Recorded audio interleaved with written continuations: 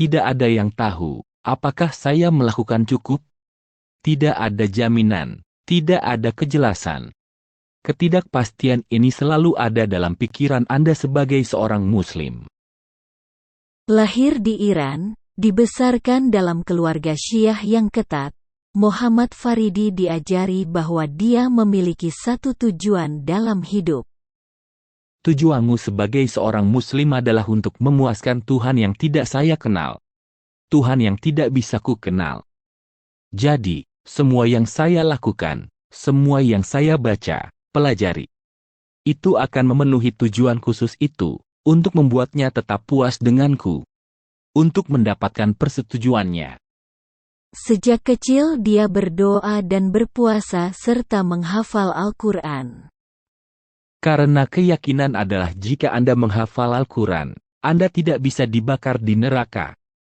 Karena ayat-ayat Al-Quran itu abadi dan murni, jika ada di pikiran Anda, pikiran tidak bisa dibakar di neraka. Saya selalu ketakutan. Kemudian saat remaja dia memulai ritual mencambuk diri untuk mendapatkan ridho Allah. Kami memiliki rantai yang kami pukulkan ke diri sendiri. Dan untuk menghukum diri kita sendiri, untuk membayar dosa-dosa kita, untuk menunjukkan betapa sedihnya kita. Tapi hanya ada satu cara dia bisa yakin punya tempat di surga. Satu-satunya jaminan, menurut surah 5 Al-Quran adalah jihad demi Islam. Itulah satu-satunya jaminan yang akan Anda temukan dalam doktrin Islam.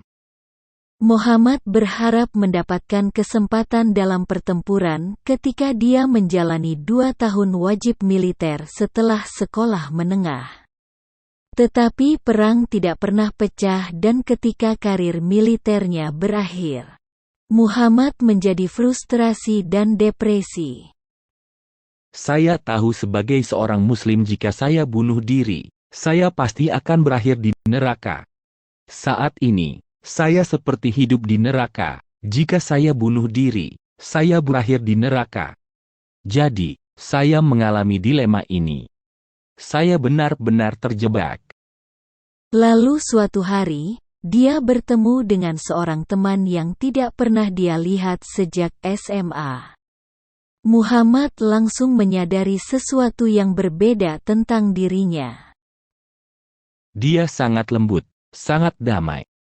Dan itu menggangguku sampai-sampai saya berkata, apa yang terjadi denganmu? Ada sesuatu yang sangat berbeda hari ini. Dan kemudian dia berkata bahwa dia menjadi seorang Kristen. Dan dia mulai menjelaskan tentang kebaikan Tuhan. Dia berbicara tentang kasih Tuhan.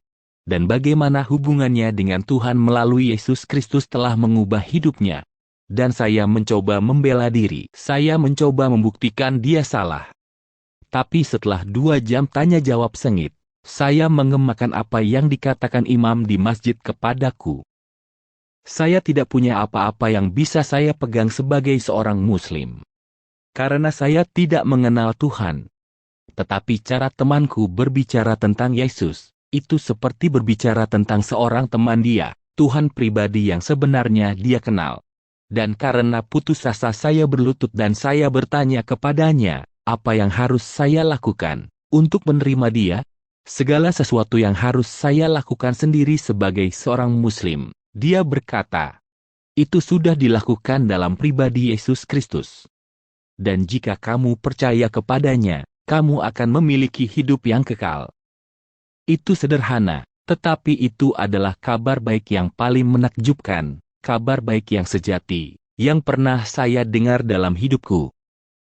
Akhirnya, Muhammad menemukan hubungan pribadi dengan Tuhan yang selalu dia inginkan. Sesuatu dalam diriku yang selalu berperang denganku, selalu gelisah. Itu seperti kanker yang selalu menggangguku, tidak pernah puas. Saat itu ketika saya membuat komitmen itu, ketika saya mendoakan doa itu, saya seperti ditarik keluar dari diriku, dan untuk pertama kalinya dalam hidupku saya merasakan kedamaian. Muhammad sangat senang, tetapi khawatir untuk memberitahu keluarganya. Menurut hukum syariah, Mereka memiliki hak untuk melenyapkannya. Jadi, saya harus memilih antara keluargaku dan keluarga surgawiku.